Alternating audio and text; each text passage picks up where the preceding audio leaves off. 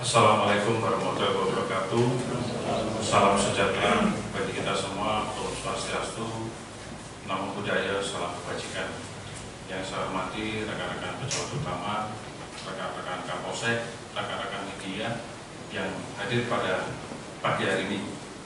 Pada kesempatan yang baik ini, marilah kita mengucapkan puji dan syukur kehadirat Allah SWT, Tuhan Yang Maha Kuasa, karena atas limpahan dan karunia-Nya kita dapat hadir bersama di ruangan Presidium Polres Sambas dalam rangka Konferensi Pers akhir tahun 2020.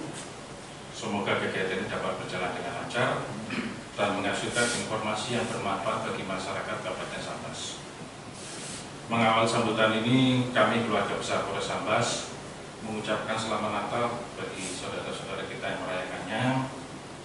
Semoga kesehatan, kedamaian, serta sukacita dan rasa persaudaraan selalu ada di dalam kita semua. Di tahun 2020, Polres Sambas telah menerapkan strategi dalam rangka menciptakan stabilitas Kamtibmas melalui seluruh fungsi kepolisian dan sinergi atau kerjasama dengan berbagai pihak. Yang dapat saya jelaskan sebagai berikut. Yang pertama, menciptakan stabilitas keamanan dan ketertiban masyarakat. Polres Sambas telah melaksanakan program prioritas yang telah dicanangkan oleh Bapak Kapolri pada 3 bidang utama, yaitu peningkatan kinerja serta perubahan kultur, yang kedua manajemen media, dan terakhir adalah pengenalan pilkada serentak tahun 2020 yang sudah sukses kita laksanakan dengan damai, aman, tertib, dan sehat. Hal ini terbukti dengan tidak adanya pelanggaran pilkada, pelanggaran protokol kesehatan, maupun gugatan kepada Mahkamah Konstitusi terkait hasil dengan pilkada itu. Itu bukti nyata bahwa pilkada di Sambas sudah berjalan sesuai dengan harapan masyarakat Kabupaten Sambas. Yang kedua, tentunya Polres Sambas telah meningkatkan kegiatan pelayanan kepolisian bersama dengan Polsek jajaran di semua tugas, baik itu di bidang pembinaan. Kebetulan di samping karena saya ada Pak Kapak Sunda selaku pembina fungsi teknis bidang pembinaan sumber daya manusia, kita juga pembinaan penguatan organisasi, pencapaian pengelolaan organisasi, modernisasi Polri, penanganan pengaduan masyarakat, dan pengawasan personil. Selain itu juga di bidang operasional, yang sebelah kiri saya ada Pak Kapakop, yang meliputi operasi kepolisian, pegelaran Babin Kamtibmas, penegakan hukum, Kassetir Lantas, kerjasama dengan instansi terkait dan stakeholder yang ada, Humas Polri dan Satuan Tugas Polri lainnya.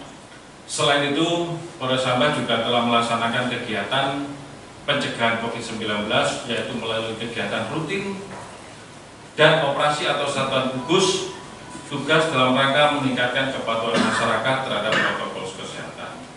Dan yang terakhir, di penghujung tahun 2020 ini kita melaksanakan kegiatan operasi kepolisian, operasi lilin dalam rangka pengamanan ibadah perayaan Natal dan pengamanan tahun baru.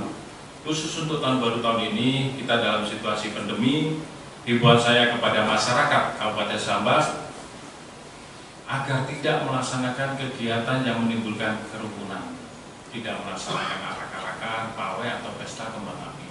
Hal ini sesuai dengan maklumat Bapak Kapolri nomor 4 tahun bulan 12 tahun 2020 guna mencegah pandemi ini, dan sesuai juga dengan surat edaran Bapak Bupati nomor 100 tentang pelaksanaan libur Natal dan Tahun Baru di Polres Sambas.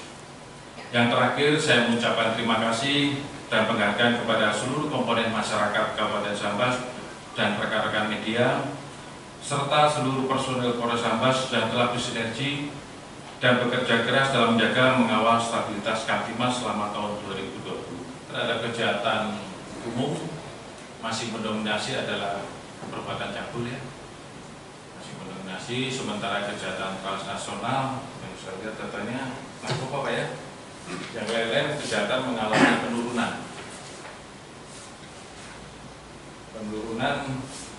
khusus untuk narkoba mengalami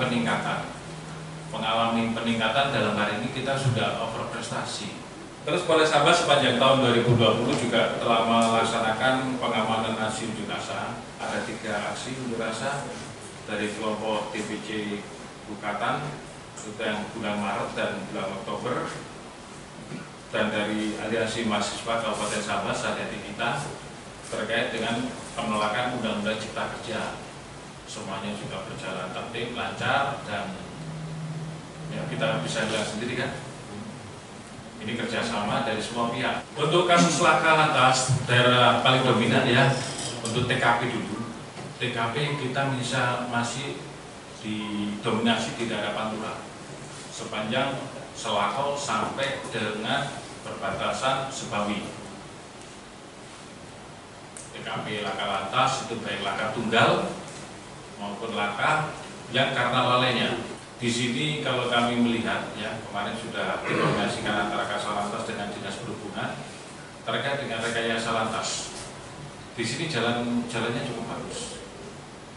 Jalan cukup bagus, licin, tapi rambu-rambu kurang. Terus kemudian di depannya kantor batalion itu ada beberapa rambu yang menurut saya kurang pas peletakannya, terutama untuk U-turn. Kalau bisa itu sudah putaran itu dikasih. Karena apa? Kalau kami melihat dari segi rekayasa lantas, arus lalu lintas ini kan tidak terlalu padat. Jadi kalau sudah U-turn dikasih putaran, dia tidak perlu harus terlalu jauh. Nanti kemarin sudah diskusikan oleh Pak Kasal Lantas dengan Dinas Perhubungan supaya rambu-rambu itu bisa lebih lebih efektif lagi, terutama untuk yang di depan U-turn yang ada di depannya sepanjang jalur Pantura, sepanjang Kodim sampai batalion itu. Jadi kemarin pada saat awal saya masuk di Polres Sambas ini, saya sudah membuat program rumah ambulan dan rumah duka. Itu salah satu bentuk strategi untuk kembali meningkatkan moral masyarakat kita. Tapi karena situasi pandemi, program itu kan harus mengumpulkan orang kan? Harus mengumpulkan remaja-remaja, anak-anak yang merakit balik, diajarkan lagi membaca Al-Quran, diajar lagi membaca Alkitab sesuai dengan yang ada di masing-masing polsek. Anak yang lebih banyak tidak bisa kita laksanakan. Moga-moga di tahun 2021 bisa kita laksanakan program itu, manakala kalau pandemi ini sudah mulai turun. Itu salah satu langkah, karena gini, perbuatan cabul dengan pemerkosaan itu memiliki karakteristik yang berbeda. Kalau pemerkosaan itu sama sekali tidak dikehendaki oleh korban, ada upaya paksa, ada ancaman, ada kekerasan, itu karakteristiknya pemerkosaan. Tapi perbuatan cabul ini tidak ada ancaman kekerasan, ini yang membedakan. Tidak ada paksaan, ibaratnya suka sama suka. Ini kan kembali ke soal akhlak ya, moral.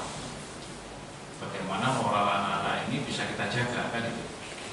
Dan perbuatan cabul ini pelakunya adalah orang yang dekat dengan korban, entah itu pamannya, entah itu temannya dan sebagainya.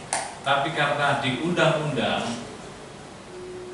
di bawah umur bisa kena, ya tetap harus kita proses. Kalau sudah dewasa, mungkin cara penyelesaiannya adalah dengan ADR atau tadi dilusen atau dengan dikawinkanlah sepasang anak remaja ini. Tapi kalau di bawah umur apapun ceritanya, tetap harus kita proses pidana, karena kita harus melindungi masa depan anak-anak kita ini, generasi emas kita.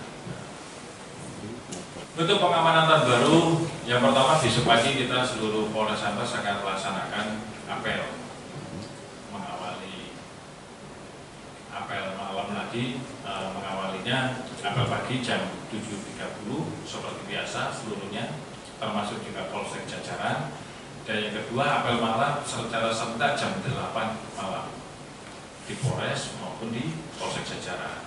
Yang kedua, kita tidak bisa bekerja sendirian. Pada saat apel malam kita akan bekerja sama dengan TNI, Polri, TNI dan Satpol PP maupun dinas terkait. Di sini ada Dinas Perhubungan. Dan yang paling penting adalah tim gugus tugas. Dari Polres sudah menyiapkan, dari Polsek juga sama, tim gugus tugas di tingkat kecamatan. Kecamatan akan bekerja sama melaksanakan patroli berskala besar. Salah satunya adalah mensosialisasikan yang sekarang sudah dilakukan beberapa hari ini secara masif, sosialisasikan tentang maklumat Kapolri nomor 4 tahun 2012 tentang kepatuhan terhadap protokol kesehatan, dilarang larangan. Kita sudah melakukan secara masif melalui media sosial maupun ada beberapa yang sudah dipasang spanduknya, yaitu dilarang arak-arakan, dilarang pawai, dilarang pesta kembang api. Dan kita tidak akan berhenti sampai dengan selesai.